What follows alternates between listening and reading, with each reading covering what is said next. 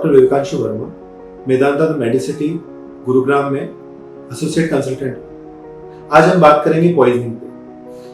Poisoning हम कब कहते हैं? जब कोई जहरीली वस्तु खा ले, या कोई जहरीला जानवर उनको काट ले, या कोई जहरीला इंजेक्शन उनको लग जाए। ऐसे में अगर वो व्यक्ति आपके सामने है तो आप उनको तुरंत अटेंड करें और देखें कि उनकी सांस चल रही है नहीं चल रही, वो होश में है या नहीं।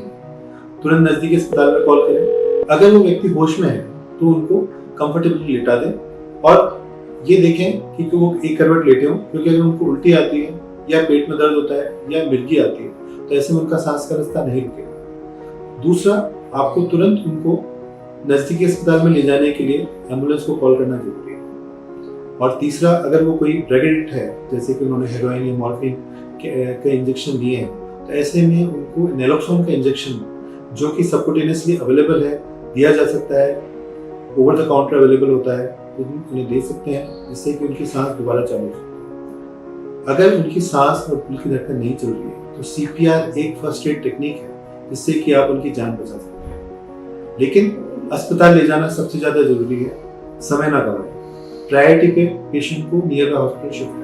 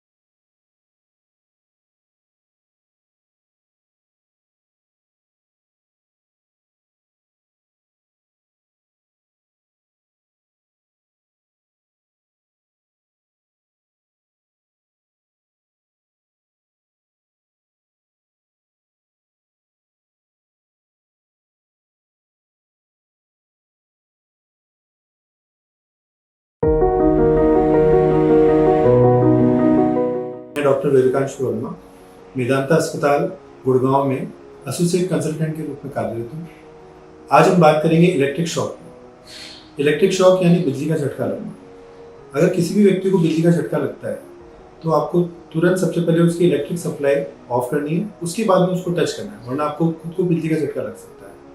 अगर वहाँ पे आप देखते हैं कोई आग लगी हुई है जहाँ पे बिजली का झटका लगा है, तो आप तुरंत कंबल यूज करें उससे, या कोई मोटा कपड़ा हो उससे ढक के उसको बुझाने की कोशिश करें, या मिट्टी डाल सकते हैं, लेकिन पानी न डालें, वरना वो इलेक्ट्रिक शॉक से फ्लैश आ सकता है, जिससे आपको भी जलन या जल सकते हैं या बर्न हो सकता है। उसके बाद आप मरीज के पास में जाएं और उसको जगाने की कोशिश करें। अगर वो होश में है तो उसे एक करवट लेटा के रखें, जिससे कि उसके मुंह से अगर झाग निकलते हैं या मिर्गी का दौरा आता है या उल्टी आती है तो उसके सांस का रास्ता बंद नहीं होगा। और अगर आप देखते हैं कि वो बेहोश है तो आपको तुरंत उसे पल्स चेक करनी है, उसकी सांस देखने की सांस चल रही है नहीं। अगर सांस नहीं चल रही है तो आप उसे कृत्रिम रूप से सांस दे सकते हैं, जिसे हम सीपीआर बोलते हैं, और चेस्ट कंप्रेशन कर सकते हैं। और तुरंत उसे नज़दीकी अस्पताल ले जाना जरूरी है, क्योंकि वो दोबारा बेहोश हो सकता है, दोबारा उसको फिट्स आ सकते हैं। तो किसी भी व्यक्ति को अगर बिजली का झटका लगने से बेहोशी आती है या चक्कर आते हैं या वो जल जाता है तो उसे नज़दीकी अस्पताल में जाना चाहिए। अगर थोड़ा बहुत जला है तो उस पर आप सिल्वर नाइट्रेट क्रीम लोकली लगा सकते हैं और फर्स्ट एड दे सकते हैं।